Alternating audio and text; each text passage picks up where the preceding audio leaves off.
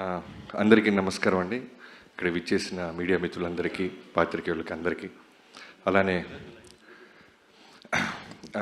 Stage మీద ఉన్న నందమూరి బాలకృష్ణ గారికి థ్యాంక్ యూ సో మచ్ బాబు. ఫస్ట్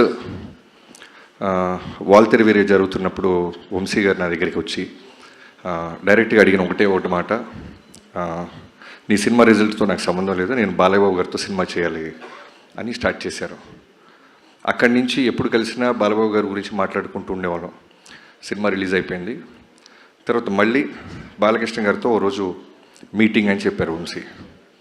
సరే ప్రిపేర్ అయ్యా. నాకు అంతకుముందు ఫస్ట్ టైం నేను బాలకృష్ణ గారిని కలిసింది ఒక 4-5 years బ్యాక్ ఎక్కడో పూరి జగన్నాథ్ గారి ఆఫీస్లో ఒక న్యూ ఇయర్కి Jan 1st రోజు పూరి గారు కాల్ చేసి, బాబీ నువ్వు అర్జెంటుగా రా, నీకు ఒక ఎక్స్ట్రాడినరీ పర్సన్ని పరిచయం చేయాలి అన్నారు. పేరు చెప్పలా.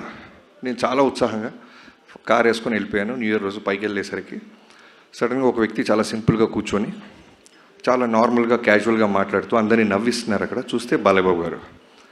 నాకు గుండెల్లో డంగ్ డంగ్ డంగ్ డంగ్ అని వెళ్ళి కూర్చున్నాను. చాలా కూల్గా మాట్లాడారు. ఆయన సెన్స్ ఆఫ్ హ్యూమర్ ఆ రోజు ఫస్ట్ టైం నేను చూసా. మనం చాలా వింటుంటాం బాలయ్యబాబు గారి కోపం, బాలయ్యబాబు గారు సీరియస్గా ఉంటారు, అది ఇదని. ఇవన్నీ అన్స్టాపుల్ బిఫోర్. తర్వాత అన్స్టాపుల్ స్టార్ట్ అయిన తర్వాత దానికి ముందుగా తేజు గారికి థ్యాంక్ యూ.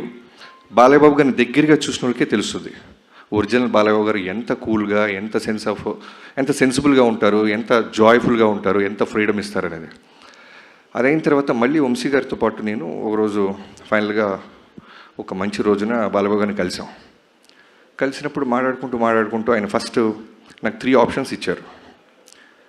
నేను సార్ అని పిలుస్తుంటే, బాబీ నువ్వు 3 options ఇస్తానమ్మా, 3 ఒకటి చూస్ చేసుకో అన్నారు. ఏంటి బాబు? ఏంటి సార్ అన్న. Call me bro, Bala and one more thing, Bala bro, okay 2, Bala ఆర్ బ్రో, ఈ 2 ఒకటి సెలెక్ట్ చేసుకో అంటే నేను బాలా బ్రో బాబు 3 ఒకటి సెలెక్ట్ చేసుకో అన్నారు. నేను వెంటనే బాబు అన్న, బ్రో అల్లేలో బాలా అల్లేలో. సో అక్కడి నుంచి స్టార్ట్ అయింది బాలబాబు గారితో. సో ఆ రోజు కథ గురించి తక్కువ మాట్లాడుకున్నాం. ఫస్ట్ ఏం చేశారంటే ఆయన నన్ను చాలా కూల్గా, నేను ఇలా ఉండబోతున్నాను త్రూఅవుట్ సినిమాకి అనేది అర్థమయ్యేలాగా నా ముందు ఆయన ఉన్నారు. చాలా గ్రౌండెడ్, చాలా కూల్గా. అసలు బాలకృష్ణ గారు ఆల్మోస్ట్ 2 hours కూర్చుంటే ఇంత కూల్గా ఉంటారా అని ఒక పాజిటివ్ ఎనర్జీ. నిజంగానే ఆరా అని మాట్లాడుతుంటాం కదా, మనం ఆ ఆరాని చాలా రేర్గా చూస్తుంటాం, టెంపుల్స్లో ఉంటుంది. నేను ఆ రోజు విట్నెస్ చేశాను ఒక ఆరాని. ఆయన మాట్లాడుతుంటే, ఆయన ముందు కూర్చున్నప్పుడు తెలియకుండానే ఒక వైబు. మనలో ఏదైనా చిన్న భయాలు ఉంటాయి, అన్నీ పోతున్నాయి. అక్కడి నుంచి మొదలెట్టి కథ కంటే ముందు బాబీ మనం ఏం చేద్దాం అని మాట్లాడుతూ ఆయన ఇస్తున్న ఫ్రీడమ్తో ఆదిత్య 369లో ఉన్న ఒక విజువల్ చూపించారు ఆయన. సో మేము ఆల్రెడీ ఒక ఐడియా అనుకుంటున్నాం, ట్రావెల్ అవుతున్నాం. ఈ క్యారెక్టరు ఆయన ఇప్పుడు మాట్లాడేది ఏంటంటే, నా కోసం, నాన్నగారి తర్వాత నా కోసం వస్తున్న అభిమానుల కోసం నేను ఏదైనా కష్టపడతాను బాబీ. సో వాళ్ళు ఏం కోరుకుంటారు, సో వాళ్ళకి ఏదైనా ఇవ్వాలి అంటూ ఆ క్యారెక్టర్ గురించి చెప్పారు ఆయన. సో వెంటనే నేను నా టీంతో కూర్చొని వెళ్తున్న కథలో నుంచి మెల్లగా ఆ క్యారెక్టర్ని, ఆ లుక్లో ఉన్న క్యారెక్టర్ని ఇప్పుడున్న ప్రజెంట్ జనరేషన్కి దానికంటే నెక్స్ట్ బెస్ట్ ఇవ్వాలని కూర్చొని వర్క్ స్టార్ట్ చేశాం. నాకు తెలిసి కథ విషయంలో నేను ఎప్పుడు వినలేదు. బాలకృష్ణ గారితో కొన్ని ఫ్యూ మీటింగ్సే. కథ లాక్ అయిన తర్వాత మళ్ళీ ఏ రోజు ఎక్కడైనా 1-2 ఒక మ్యాక్సిమం చాలా రేర్గా అడుగుతుంటారు ఆయన. అది కూడా ఎలా అడుగుతారంటే, బాబీ గారు ఇది ఓకేనమ్మా, ఇది ఓకే చూసుకో ఒకసారి, ఇది ఇలా కూడా చూడొచ్చా, ఇది ఇలా కూడా చెప్పచ్చా అంటే దాంట్లో ఏదో ఉన్నట్టు. సో వెంటనే నేను టీంతో బౌన్స్ బ్యాక్ వెళ్ళి వర్క్ చేయటం మొదలెట్టండి. అలా చాలామంది బాలయ్యబాబు గారికి ఫ్యాన్స్ ఉంటారు, డైహార్డ్ ఫ్యాన్స్ అంటారు. నేను వర్క్ చేసినప్పుడు నేను రాసిన ఒకే ఒక పదం, ఆయన గురించి నేను తెలుసుకున్న తర్వాత రాసిన ఫస్ట్ డైలాగ్, ఒకడెవడో అంటాడు సినిమాలో ఇతనికి శత్రువులు ఎక్కువ అని. దానికి బాలకృష్ణ గారి చేత ఒక మాట చెప్పించా, అరే ఓ సిఐ సాబ్ హమ్కో దుష్మన్ కమ్, జాన్ దేనే వాళ్ళ ఫ్యాన్స్ జాదా హై. సో అది నిజంగా బాలయ్యబాబు గారితో పనిచేస్తే ఫ్యాన్ అవటం కాదు, లవ్లో పడిపోయి అడ్మైరర్ అయిపోయి మనం ఫాలోవర్ అయిపోతాం. అంటే ఒక సినిమా రన్నింగ్లో ఉన్నప్పుడు నాకు ఏ రోజు కూడా మళ్ళీ ఈ హీరోతో ఇమీడియట్గా చేయాలి, మళ్ళీ కథ రెడీ చేయాలని ఏ రోజు అనిపించలే. ఫస్ట్ టైం నా కెరీర్లో మళ్ళీ బాలకృష్ణ గారితో మళ్ళీ దీనికంటే బెస్ట్ కథ చేయాలని ఆలోచనలు మొదలైనవి. అలాంటి బాలయ్యబాబు గారు ఆరా అది. ఎంత ఫ్రీడమ్ ఇస్తారంటే ఇవాళ రోజున డాకు మహారాజ్ గురించి అందరూ పొగుడుతున్న విజువల్స్ బాగున్నాయి, యాక్షన్ బాగుంది, అన్నీ బాగున్నాయి అంటున్నా. దానికి కారణం ఆయన ఇచ్చిన ఫ్రీడమ్. ఎంత అట్మోస్ట్ రెస్పిస్తారంటే డైరెక్టర్గా, అది నాకు ఆనందం కన్నా విపరీతమైన బాధ్యతని బరువుని పెంచేసింది. ఈయన ఇంత నమ్మేస్తున్నారు వాళ్ళని. అంటే లిటరల్గా చెప్తున్నాను, ఓ డైరెక్టర్ వెళ్తున్నప్పుడు ఆయన సిగరెట్ కూడా తాగరు. అంటే ఆయనకున్న స్టార్డమ్కి, ఆయనకున్న ఆరాకి, ఆయనకున్న ఫిల్మోగ్రఫీకి. నాకు 6వ సినిమా నేను దాక్కుని వెళ్ళాల్సి వచ్చేది. ఆయన నన్ను చూసి సిగరెట్ పడేస్తారు, వెంటనే లెగిసి మాట్లాడతారు, డైరెక్టర్ గారు వస్తున్నారు సైలెంట్గా ఉండండి అంటారు. ఇలాంటి ఒక సూపర్ స్టార్డమ్ ఉన్న హీరో ఎందుకు గాడ్ ఆఫ్ మాసెస్ అయ్యారు, ఇవన్నీ నేను దృష్టిలో పెట్టుకొని ఏదో ఒక విధంగా ఇంత ఫ్రీడమ్ ఇస్తున్నారే, ఇంత గాడ్ ఆఫ్ మాసెస్ హీరో నా చేతిలో ఉన్నారు కదా, మనం బెస్ట్ ఇవ్వాలి అని ఇప్పటిదాకా నేను గర్వంగా చెప్తున్నాను. ఇంకా వర్క్ చేస్తూనే ఉన్నాను, చేస్తాను కూడా. ఈ సినిమా జాన్ 12న ఒక టీం అందరం కలిసి, ఇది నా ఒక్కడి కృషి కాదు, హానెస్ట్గా చెప్తున్నాను, ఒక సైన్యంతో.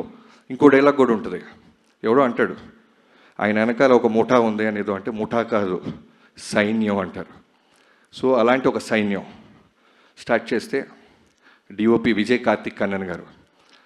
నేను జైలర్కి ముందే ఒకసారి ఎప్పుడో మాట్లాడాము, నేను వంశీ గారు. అంటే ఏమైపోయిందంటే వంశీ గారు తను కూడా అంతే, చాలా చాలా అంటే బాలకృష్ణ గారికి బెస్ట్ ఇవ్వాలి బాబీ, బెస్ట్ ఇవ్వాలి బాబీ అనేది మనోడు ఎప్పుడు కలిసిన.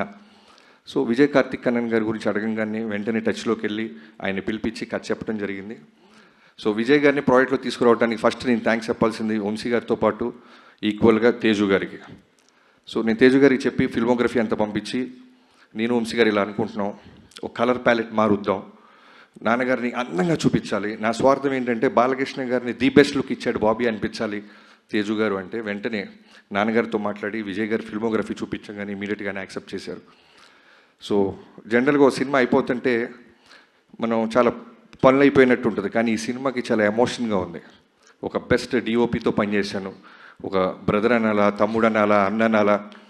అంటే ఒకసారి ఎప్పుడో నాకు ఎక్కడో ఒక సేయింగ్ విన్నా, ఒక సినిమా డెలివరీ చేయాలంటే 24 క్రాఫ్ట్స్ ఒక డైరెక్టర్కు ఉన్న విజన్ని వాళ్ళు కూడా అలానే చెడగొట్టకుండా ఇమాజిన్ చేయాలి.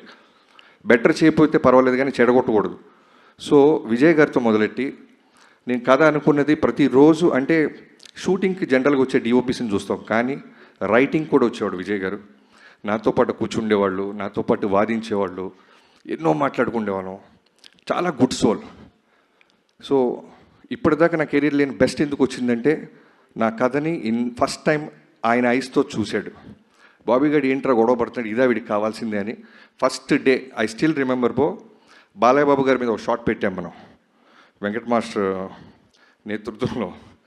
ఆ రోజు అనుకున్నా I took a biggest nice decision. Thank you so much bro, I love you so much. ఈ డాకు మహారాజ్ అనేది నీ కెరీర్స్ బెస్ట్, నా careers best. And Venkatanna, Balakrishna గారితో ఆల్రెడీ 2-3 సినిమాలు చేసావు. సో చెప్పాను కదా బెస్ట్ ఇవ్వాలి అని, వాళ్ళని కూడా రైటింగ్ టేబుల్ మీదకి పిలిచేవాడిని. సో తను కూడా మాతో పాటే కూర్చొని మిగతా సినిమాలు చాలా సినిమాలు క్యాన్సిల్ చేశాడు బాబు మన సినిమా కోసం. తను డేట్స్ ఎగ్గొట్టి బాలకృష్ణ గారికి బెస్ట్ ఇవ్వాలని ఎన్నో సిట్టింగ్స్కి వచ్చి నీ బెస్ట్ ఇచ్చావన్నా. సో ఇంటర్వెల్, ఇంట్రడక్షన్, సెకండ్ హాఫ్లో శాండ్ స్టామ్, ఊచకోత థియేటర్లో అరాచకం, ఇవన్నీ చిన్న పదాలు చూసి ఫీల్ అయ్యి ఇప్పటికీ ఒక 200 సార్లు చూసి ఉంటాం. మా అందరికి అదే వైబ్రేషన్ వస్తుంటే డెఫినెట్లీ తెలుగు ప్రేక్షకుల గురించి నాకు తెలుసు. నిజాయితీగా వర్క్ చేస్తే వాళ్ళు ఇచ్చే ఆదరణ, రెస్పెక్ట్. అలానే తమనన్నా వెళ్ళిపోయారా అన్న, నువ్వు అక్కడికి వెళ్ళాలన్నా, నీకు వర్క్ ఉందన్నా. చెక్ అన్న అన్న ఇక్కడ మైక్ ప్రెస్ వాళ్ళు ఉన్నారు కాబట్టి అన్న. ఆయనకైనా చిన్నవాడిని గురు లైఫ్లో పెద్ద పెద్ద మాటలు లైఫ్లో ఉన్నా. నాకంటే తర్వాత పుట్టేవన్నా నువ్వు? అవును, డెఫినెట్గా. ఓకే, తర్వాత మీ మదర్తో మాట్లాడతాను. Thank you, please. So already Balayya Babu గారిది, తమన్ గారిది కాంబినేషన్ తెలుసు. సో ఈ సినిమాకి ఏంటంటే మోర్ దెన్ సాంగ్స్, అంటే ఈక్వల్గా సాంగ్స్తో పాటు నాకు కావాల్సింది విపరీతమైన బ్యాక్గ్రౌండ్ స్కోర్. బాలయ్య బాబు గారి మీద మేము తీసిన విజువల్స్ అయి ఉండొచ్చు, మేము ఖర్చు పెట్టిన లొకేషన్ సెట్స్ అయి ఉండొచ్చు, సాలిడ్ ఒక ఇంగ్లీష్ బీజిఎమ్స్ ఏదో ఉండాలి. ఎక్కడో తమిళ సినిమాలు చూసి మనం వాళ్ళ రిఫరెన్స్లు మనం వింటున్నామే, మనవి కూడా రిఫరెన్స్లు అవ్వాలి కదా, మన సినిమా ఎందుకు అవ్వకూడదని తమన్ గారిని కలిసాం. సో తమన్ గారు నిజంగా చెప్తున్నాను, ఇందాక నేను బాలబాబు గారు అదే మాట్లాడుకుంటున్నాం, స్పీకర్, అంత పెద్ద స్పీకర్ నేల మీద పడింది. సో థియేటర్లలో జాగ్రత్త, స్పీకర్ల కింద కూర్చున్నోళ్ళు జాగ్రత్త, మేమైతే బాధ్యతలం కాదు. అంత బెస్ట్ ఇచ్చావన్నా. అండ్ యుగేంద్ర గారు, అదే చెప్తున్నాను కదా, ఒక సైన్యంగా మన బాలబాబు గారు అందంగా చూపించాలి, బెస్ట్ ఇవ్వాలని వెళ్తాను. నాతో పాటు వచ్చిన సైన్యంలో యుగేంద్ర గారు ది బెస్ట్ వర్క్ ఇచ్చారు. శాండ్ స్టామ్ అది క్రియేట్ చేయటం, ఒక జనరల్గా యానిమల్స్ జోలికి, ఫైర్ జోలికి, వాటర్ జోలికి వెళ్ళకూడదు సినిమాలో. చాలా కష్టమైన క్రాఫ్ట్స్ అవి. ఎగ్జాక్ట్గా మనం అచీవ్ చేయలేకపోతే ఇప్పుడు వస్తున్న సోషల్ మీడియా చూస్తున్నాం, ఖాళీగా ఉన్న వాళ్ళందరూ దాని మీద పడిపోతారు. అలాంటిది యుగేంద్ర గారు ది బెస్ట్ ఇచ్చారు. యుగేంద్రజీ, నేను ఎందుకు ఇందాక మీరు మాట అన్నారు, బాబీ చాలా స్పేస్ ఇస్తున్నాడు కెమెరామ్యాన్కి, ఎడిటర్కి, మాస్టర్కి, మీకు అంటే, అది నేను బాలబాబు గారి దగ్గర చూసా. ఆయన కథను నమ్మిన తర్వాత డైరెక్టర్కి వదిలేస్తారు.